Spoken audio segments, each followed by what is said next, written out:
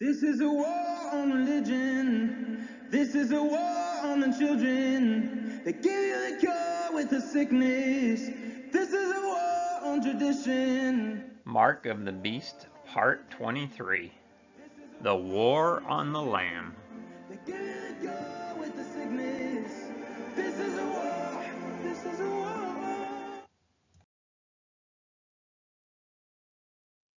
The book of Revelation was once thought to be beyond understanding. It was either too esoteric or too symbolic or too far into the future to be comprehended with any degree of accuracy. But not anymore. Revelation is happening right in front of our eyes. We're seeing the apocalypse or unveiling happen right in front of us. Some of the examples that we have discussed in this series are Revelation 13. A government that starts off Christian becomes the most powerful nation on earth. It creates an artificial intelligence system that controls the world. This system requires that every human receive a number and a tag in their body. Revelation chapter 17 and 18 describe the collapse of this government's stock market, and it blames the fall of that stock market on the government's drug makers. Ongoing throughout these events, we are told that God's followers will be faced with an ultimatum. Either worship the new religion of the talking idol, or be killed. Either get branded with the government's mark, or be barred from shopping and banking. Getting the mark is not an option for God's followers. They read their Bibles and have been warned that this day will come.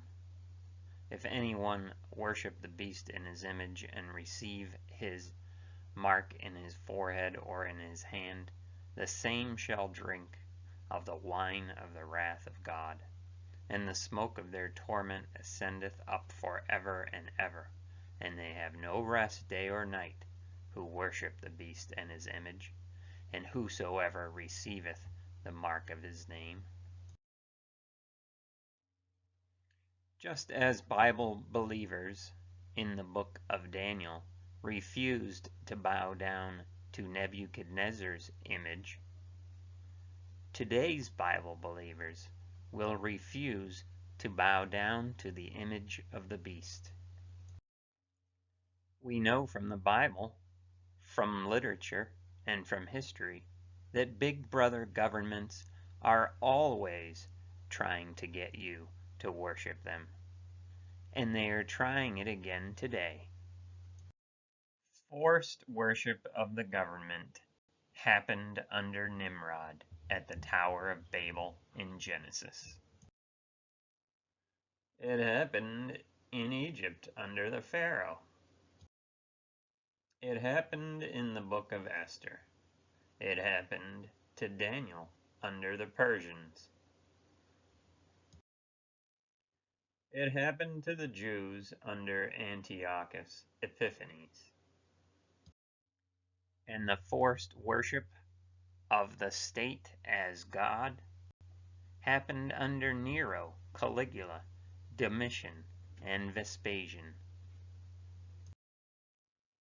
Just like predicted in the prophecy of Daniel's image from Daniel chapter 2, each one of these government empires tried to set up a state religion.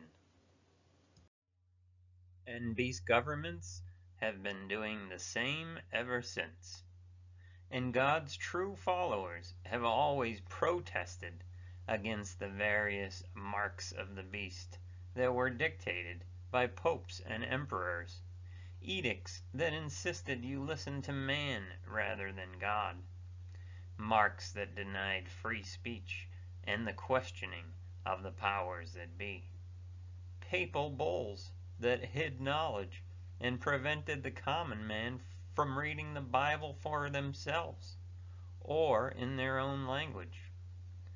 These protesters that refused the mark of the beast of their day were ejected from their jobs at the universities.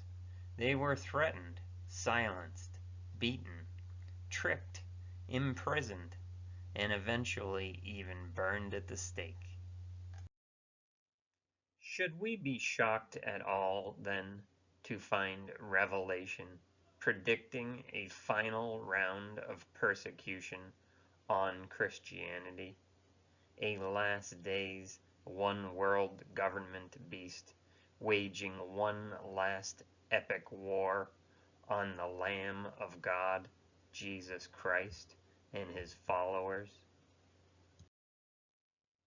We read about this epic showdown in Revelation 17, verse 14.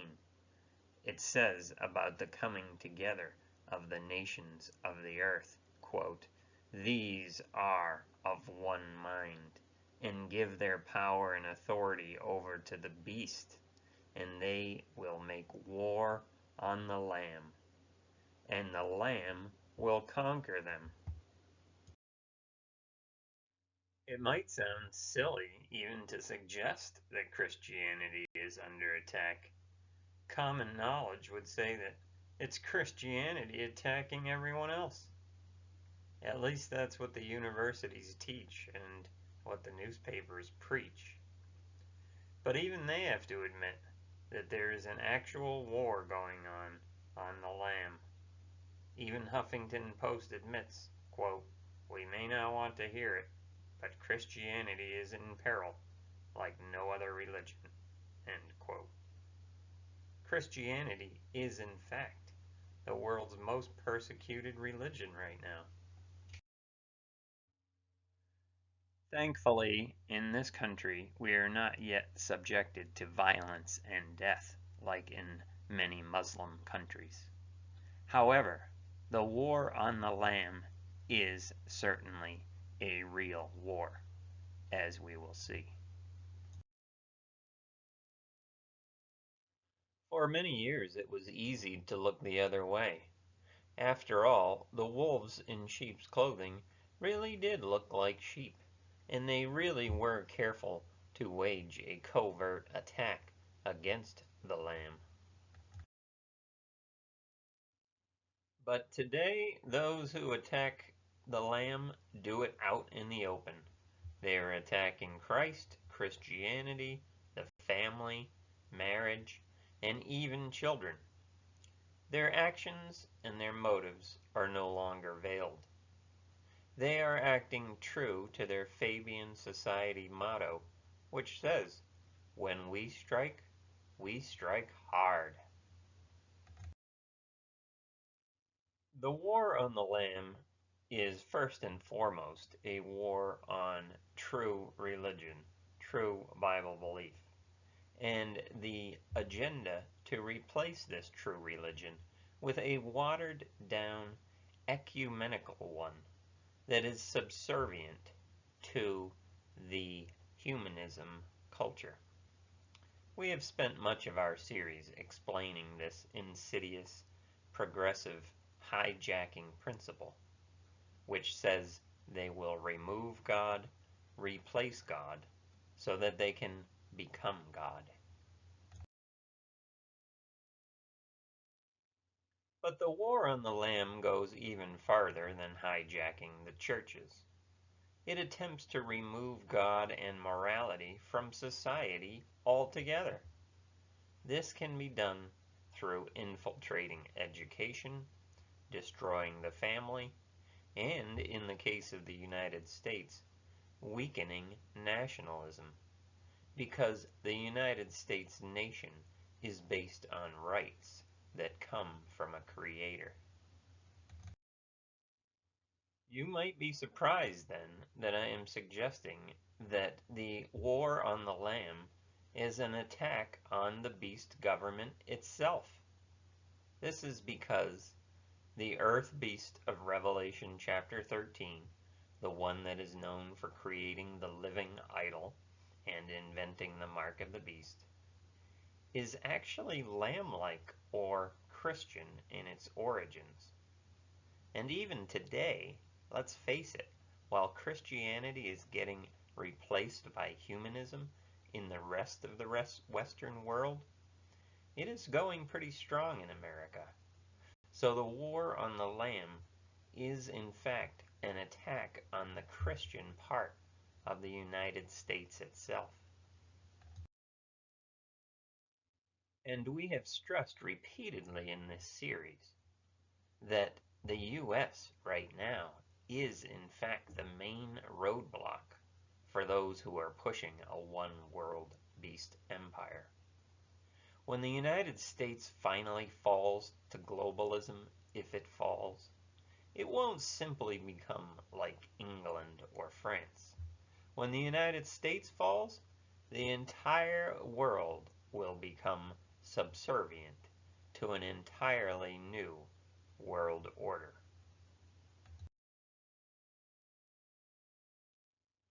So far, the United States has been an immovable block to this one world agenda, protecting the rest of the dominoes, the rest of the countries.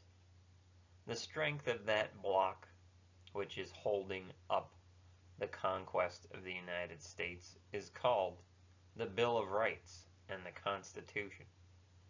And the foundation of that Constitution is the Creator. If you have no more Creator, you have no more unalienable rights, which were endowed by your Creator.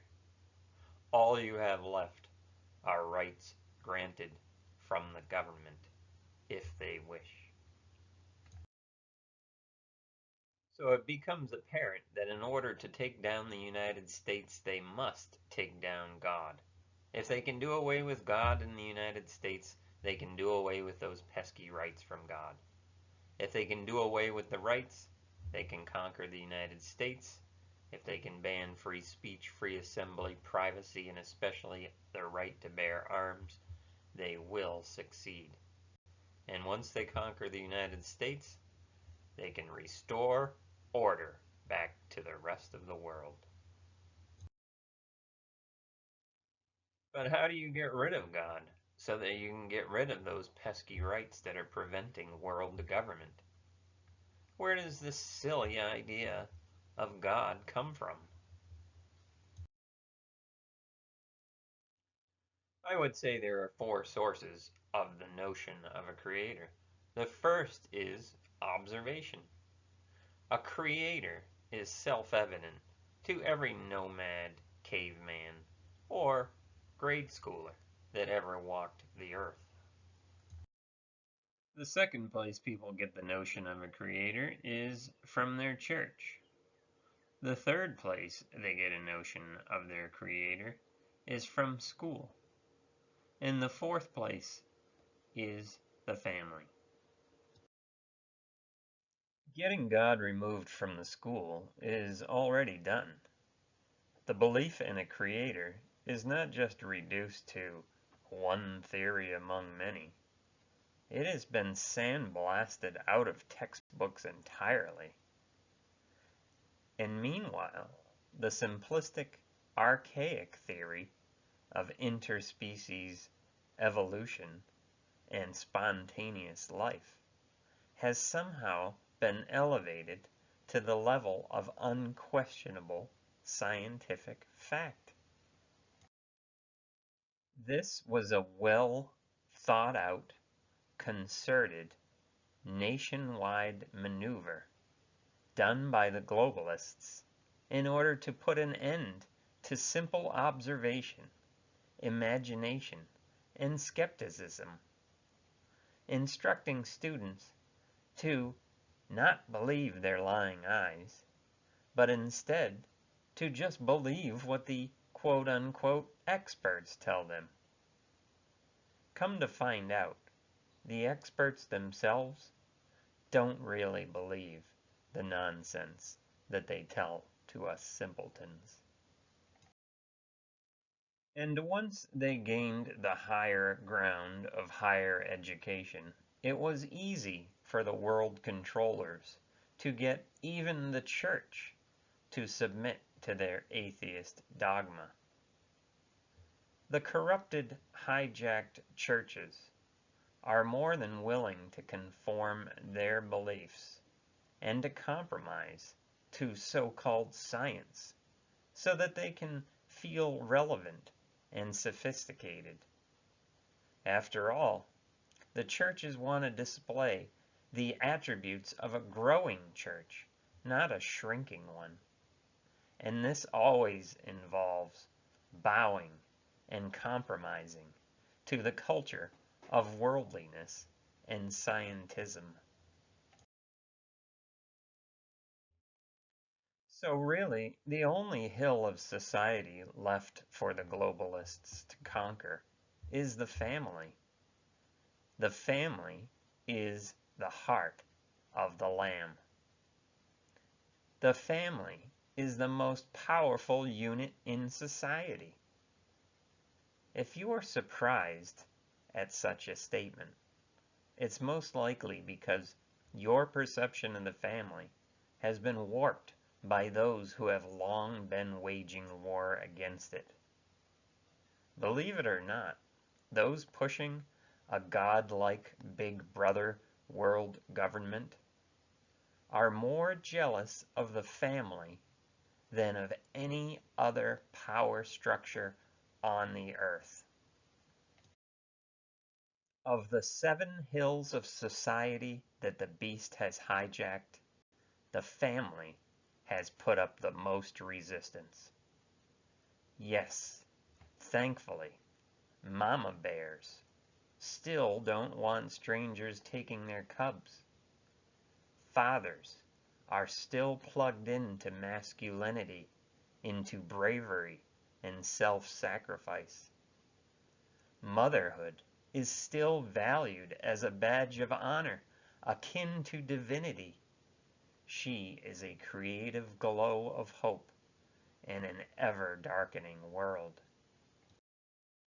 But as we have seen, for the progressive world controllers, family is not the wave of the future. The wave of the future is sterility, infertility, birth control, casual sex, perversion, impotence, homosexuality, and androgyny. This is the brave new world future that they are designing. It is not a coincidence that these aberrations are ever more common.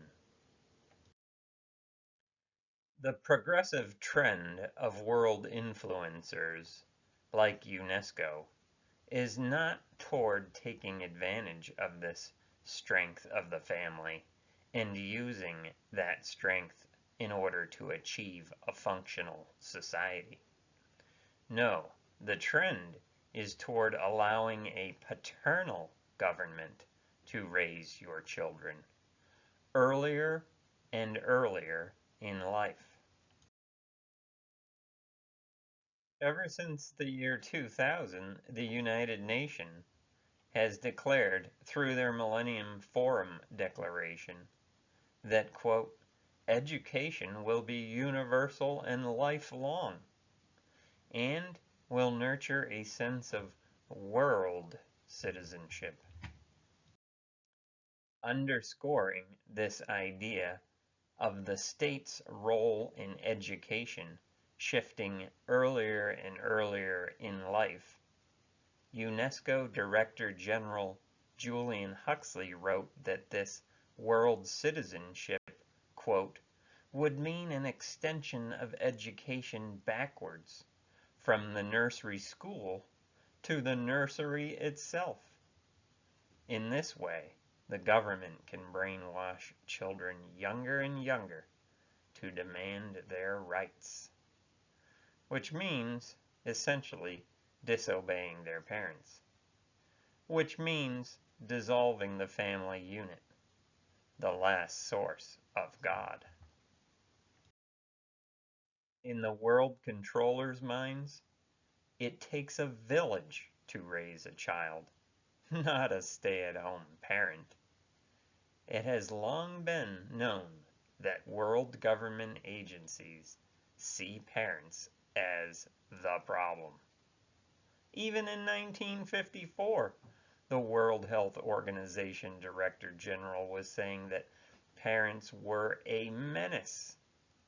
Quote, "The people who have taught us to believe whatever they were told by their parents or their teachers are the people who are the menace to the world."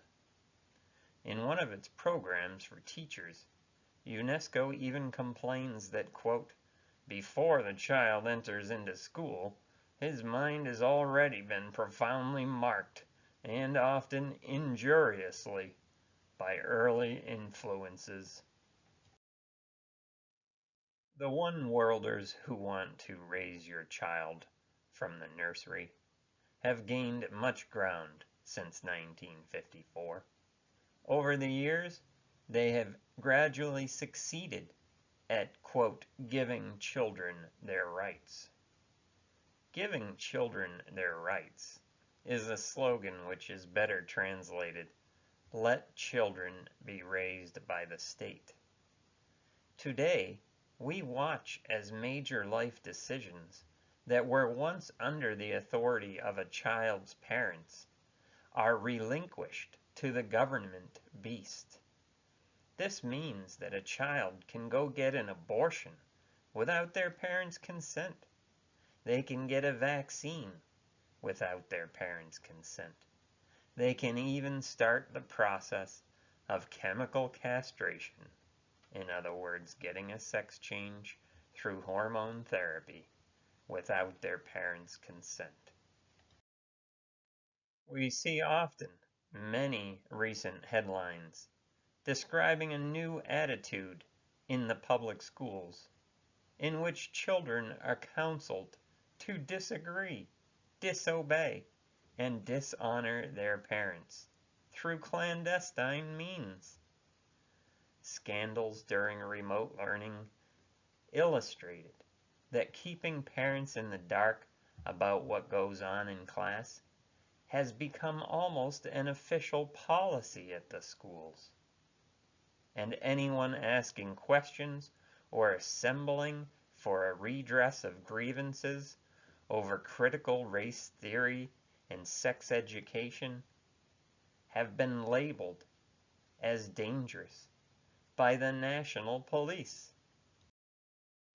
Yes, under the influence of the red dragon, the government beast is busy hyper-educating pre-pubic children on a steady diet of sexual materials designed to pervert and confuse them.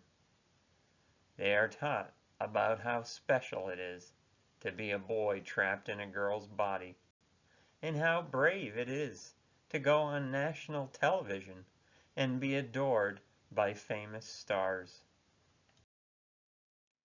They even have events like Trans Tuesdays at the public schools, where the child can choose a new exciting gender pronoun and wear it proudly for the day. Your public library and school libraries now host Drag Queen Story Hour, featuring giant, hairy, cross-dressing, bearded ladies reading gay and trans children's books to toddlers. And once your child is mesmerized into the trans philosophy, reversing their gender deviation decision is almost impossible to amend, thanks to laws prohibiting any form of conversion therapy designed to help the child. As students of the Bible and as students of history, it should not surprise us that they are turning our children into eunuchs, That is, after all, a tried and true tactic used by conquering armies throughout history. Another tried and true tactic used throughout history is the outright killing of children. In the United States alone, 54 million legalized abortions took place since 1973. This statistic should alarm everyone. But 54 million legalized abortions is not enough for the modern death cult, which is running our world government beast in the 2020s. Thanks to new laws on the books in our most populous cities, abortions are allowed for any reason and any time, right up to and including the day of birth. There are even serious papers written amongst bioethicists that are trying to get that number raised to 1 or 2 years after birth if the mother's mental health is in jeopardy and she wants a, quote, abortion.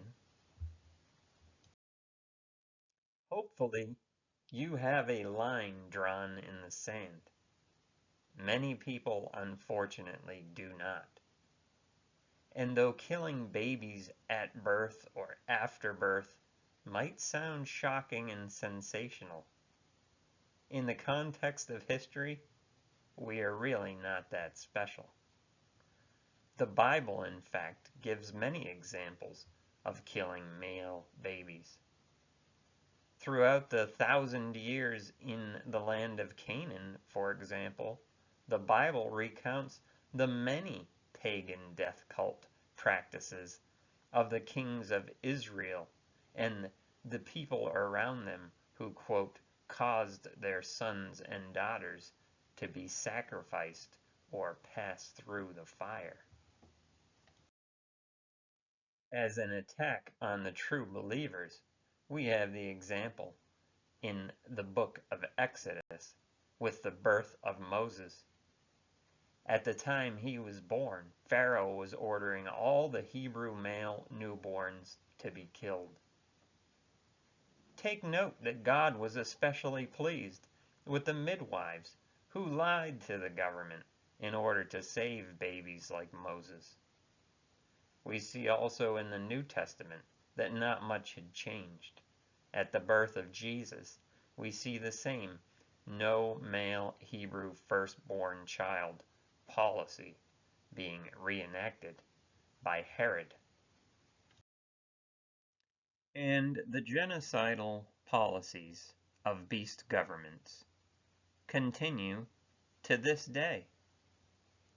Akin to those anti-Semitic edicts of old, the abortion industrial complex in America is also a racist power, based on eugenics, meaning good birth. Eugenics is a belief that science, aligned with big government, can clean up the gene pool.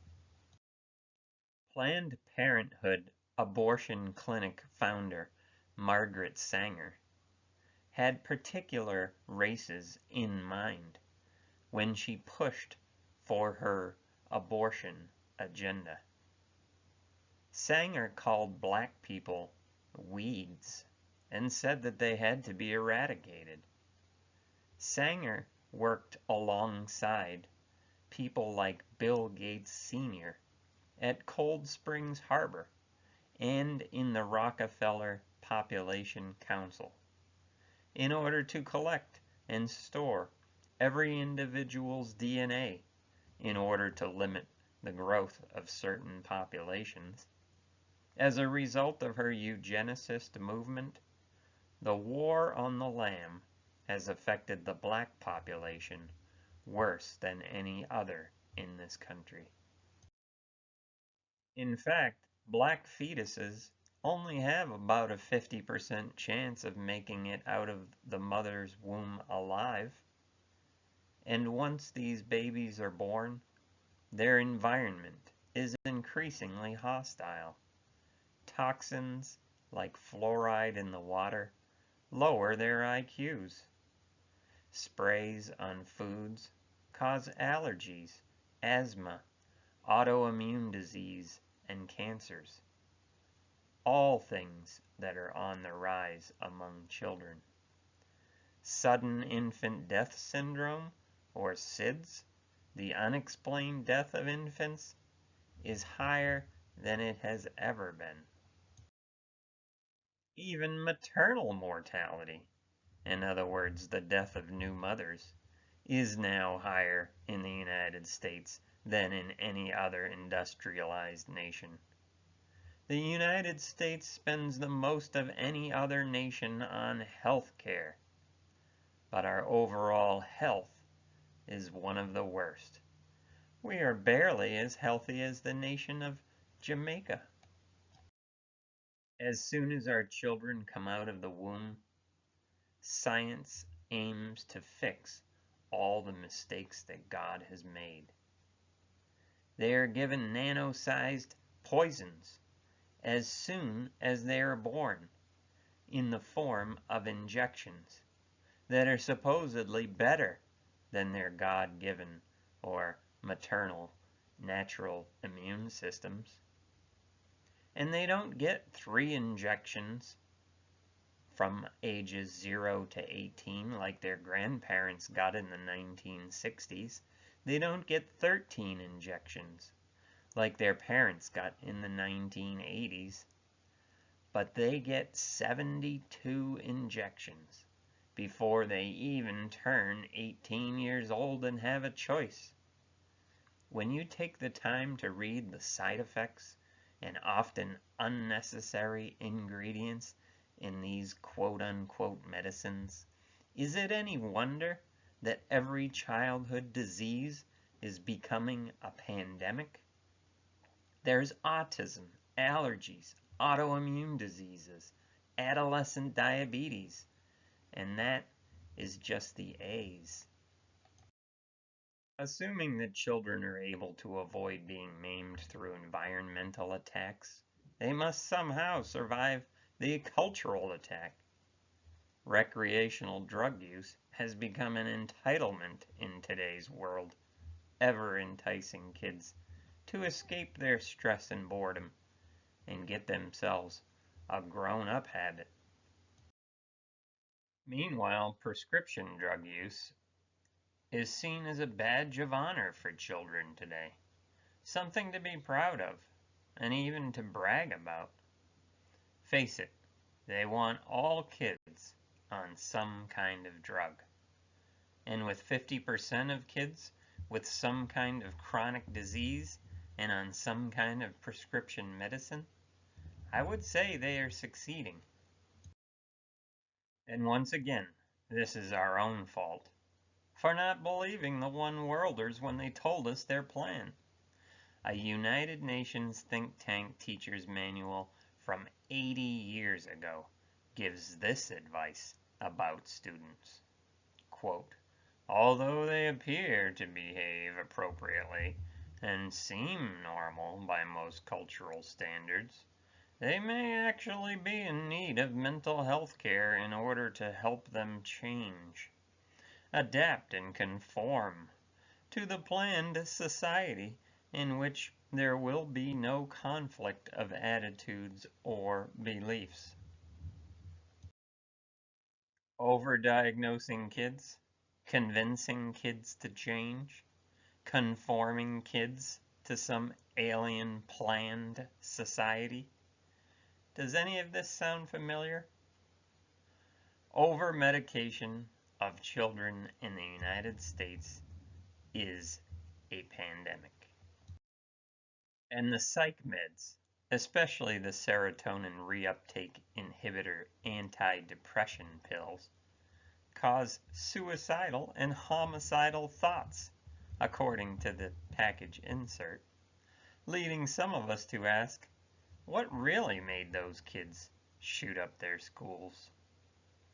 In such a confusing educational environment, is it any wonder that these big pharma Pied Pipers are able to enslave so many of our kids with painkillers, heroin, and fentanyl?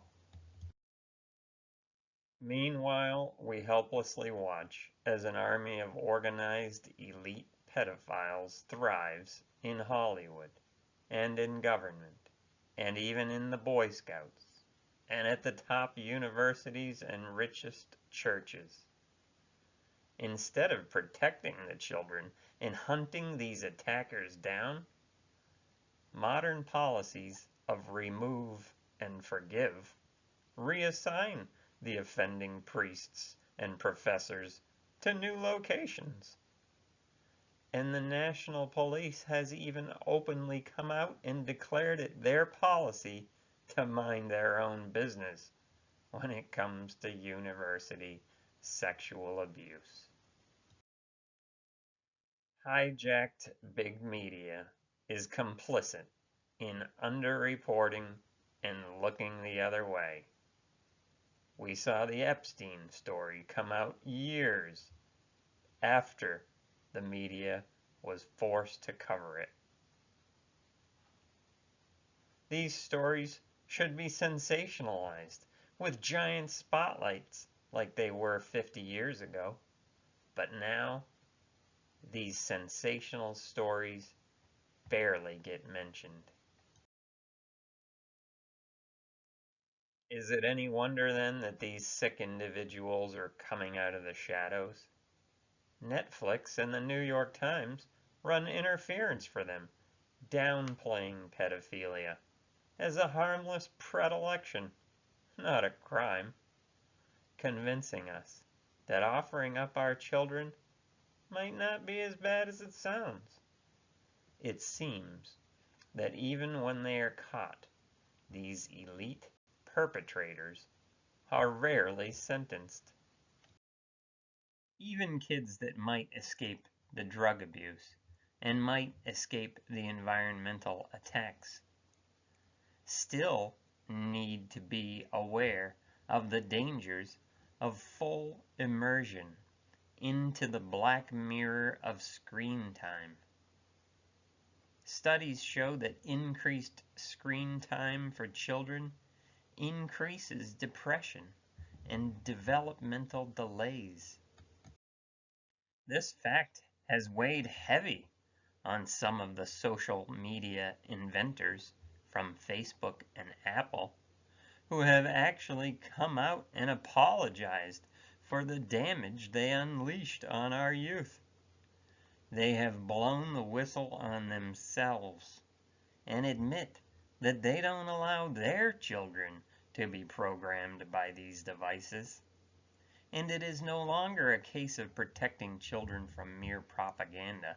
It is a case of protecting their bodies and brains from being hacked and transformed using Pavlovian hormone manipulation. Far from raising awareness about these truths, educators and media encourage remote learning, and universities even offer online video gaming scholarships, as if the gamers were athletes.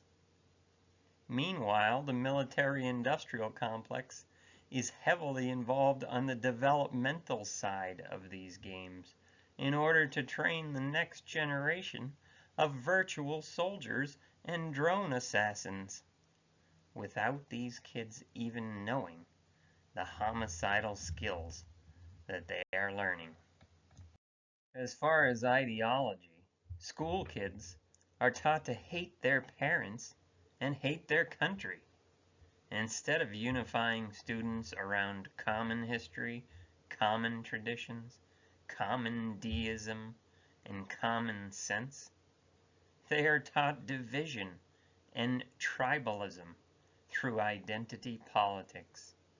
They are taught one-sided history that is critical and disrespectful of Western civilization.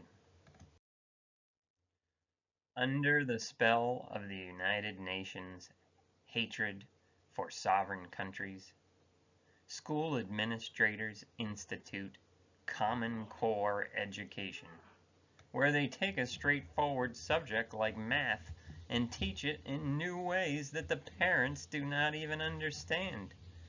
This makes the child doubt his parents' intelligence and leads them to question the parents' authority.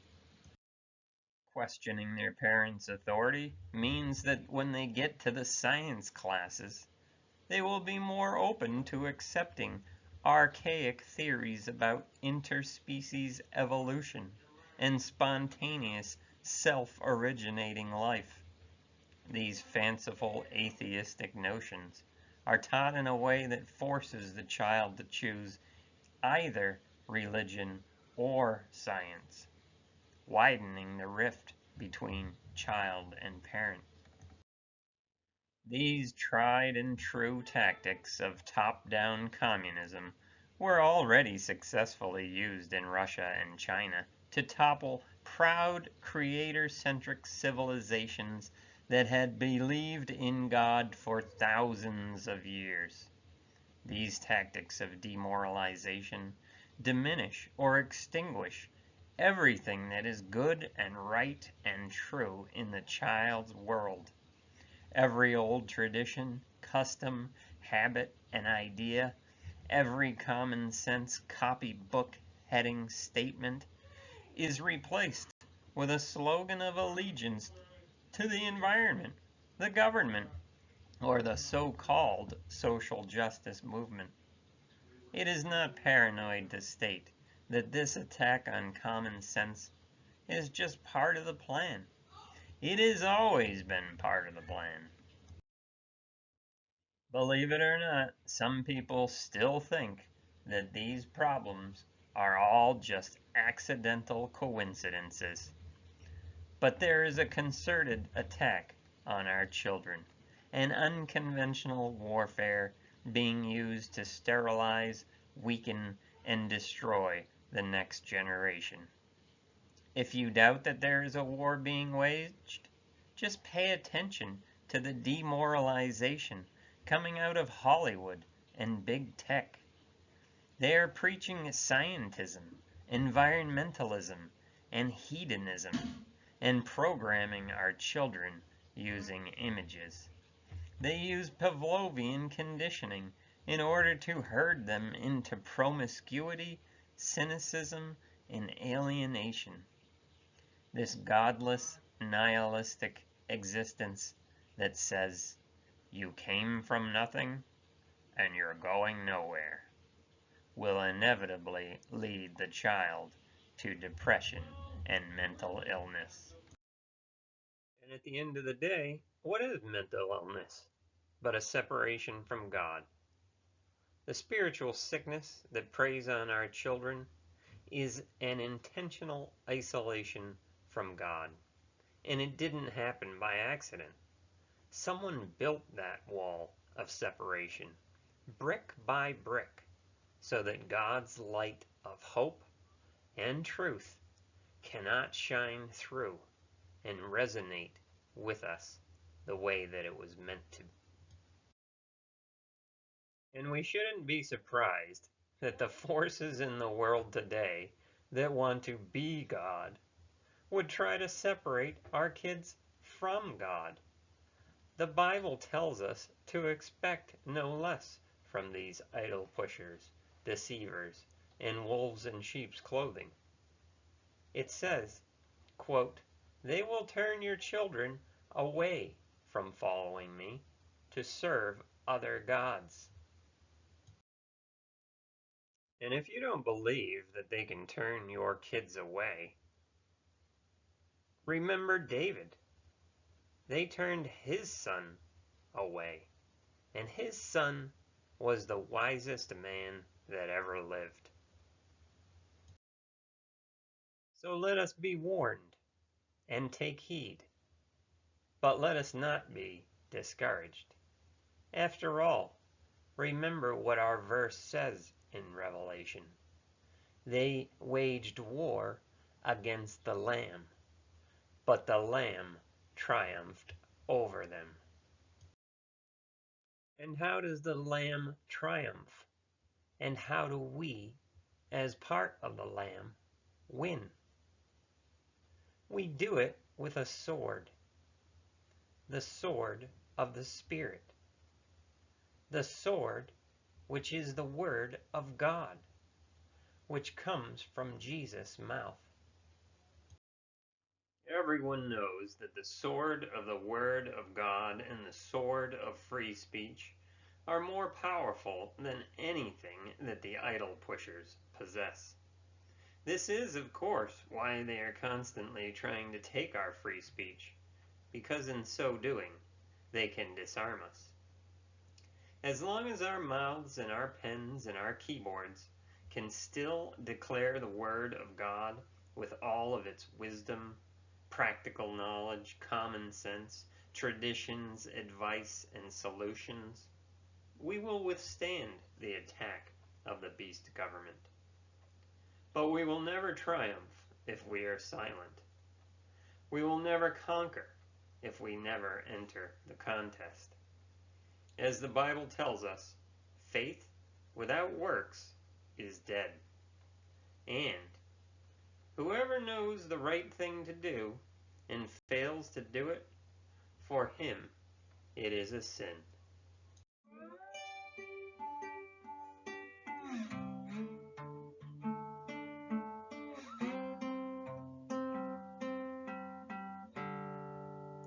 Well, thanks for watching. Don't forget to subscribe if you want to see the next video in this series, Mark of the Beast Part 24, The New World Religion. And don't forget to hit that thumbs up button if you want more people to see this series.